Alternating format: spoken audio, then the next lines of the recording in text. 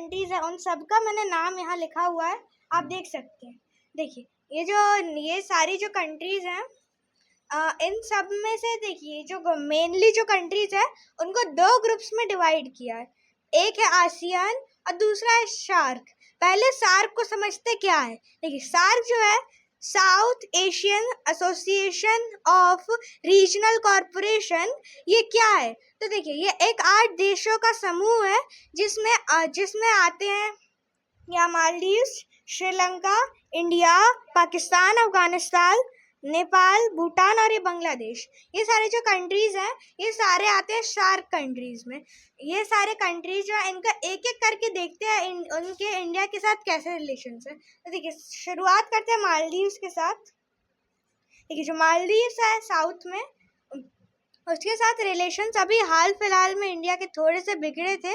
देखिए मालदीव्स में क्या था कि वहाँ के जो प्रेसिडेंट थे वो कुछ मतलब जो इंडिया का प्राइम मिनिस्टर है उनके बारे में कुछ गलत बातें बोल रहे थे। तो ये मतलब मोदी जी को अच्छा नहीं लगा, पूरे देश को अच्छा नहीं लगा कि हमारे प्रधानमंत्री को कोई ऐसा बोले।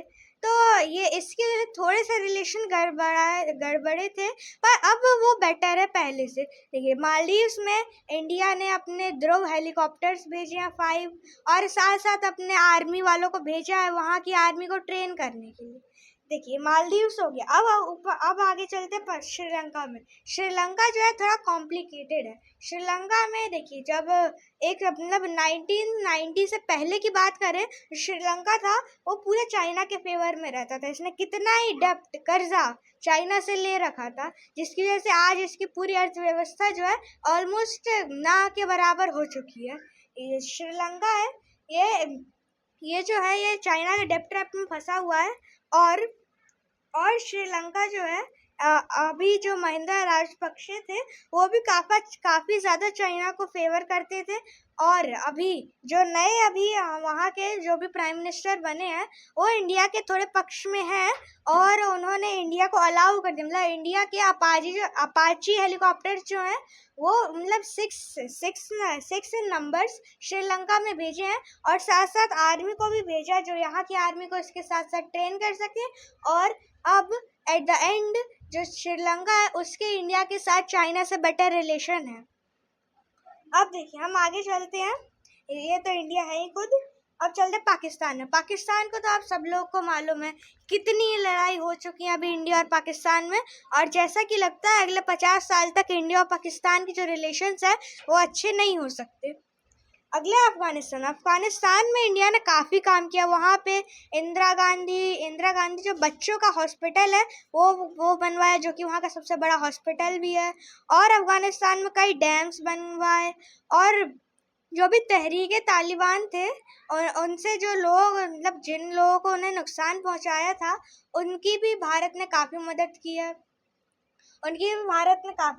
है। और जो मतलब कि जो तहरीके तालिबान जिन्होंने यहाँ पे अटैक किया था उन सब के देखा जाए तो देखिए जो भारत का दूतावास जो था जहाँ वहाँ पे जैसा था वैसा का वैसा सब कुछ है और उसमें उन्होंने कोई तोड़फोड़ नहीं मचाई है।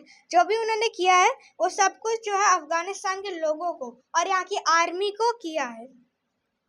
ये देखिए अब अफगानिस्तान भी हो गया, पाकिस्तान के साथ अच्छे नहीं है, इसका अभी मालूम नहीं, इसका अभी मतलब कि कुछ भी बदल सकता है। अब चलिए चलते हैं नेपाल की तरफ। नेपाल देखिए अब यहाँ पे एक काला पानी रिवर थी। ये जो थी इसको कहा गया था नेपाल और इंडिया की बाउंड्री डिफाइन करने के लिए। ये जो रिवर थी इसने थोड़ा सा अपने जो डायरेक्शन है वो बदल लिया था, जिसकी वजह से इंडिया का एरिया ज़्यादा हो गया था। अब इसी में विवाद हो गया था कि ये जो एरिया जो एक्स्ट्रा हुआ है नेपाल का हो गया फिर इंडिया पे, इससे थोड़ा सा तोड़मोड़ हुआ था। पर तब भी इंडिया और नेपाल के ठीक रिलेशन, मतलब ये बहुत अच्छे तो नहीं है, मतलब मीडियम है। और आगे चले तो यहाँ भूटान है। भूटान में रिलेशंस इंडिया के काफ़ी अच्छे हैं। यहाँ पे इंडिया ने इलेक्ट्रिसिटी के काफ़ी ज़्यादा वो साधन दिए हैं और यहाँ पे एक डैम बहुत बड़ा बनवाया है, जिसकी वजह से यहाँ की जो इकॉनमी है वो काफ़ी सुधरी है। भूटान के साथ भी अच्छे रिलेशंस है, नेपाल का भी कुछ कह नहीं सकते। अब यहाँ देखिए ये बांग्लादेश है।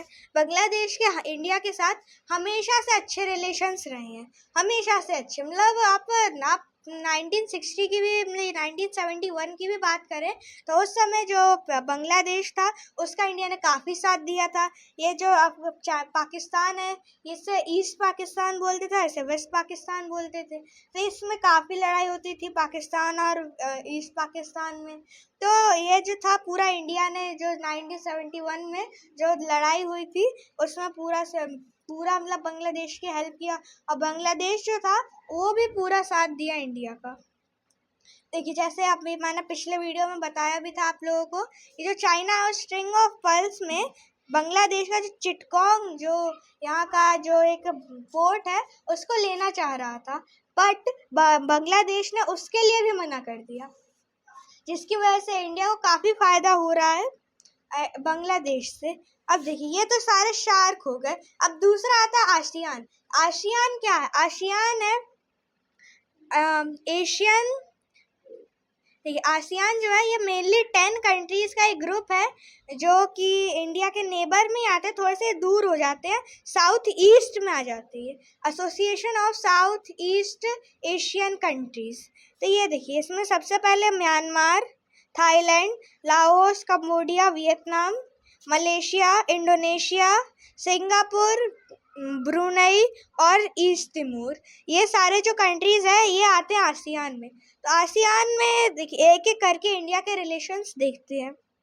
देखिए सबसे पहले हम चलते हैं म्यांमार में। जैसा कि मैंने आपको पिछले वीडियो में बताया था कि स्ट्रिंग ऑफ पर्ल्स जो है उसमें म्यांमार का भी एक जो पोर्ट, जो नाइपिंदू पोर्ट था, वो चाइना लेने की कोशिश कर रहा था, बट म्यांमार ने उसके लिए मना कर दिया, इग्नोर कर दिया उसको।